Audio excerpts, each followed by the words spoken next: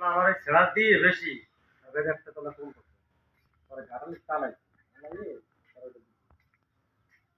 এখন এই যে দিনের কথা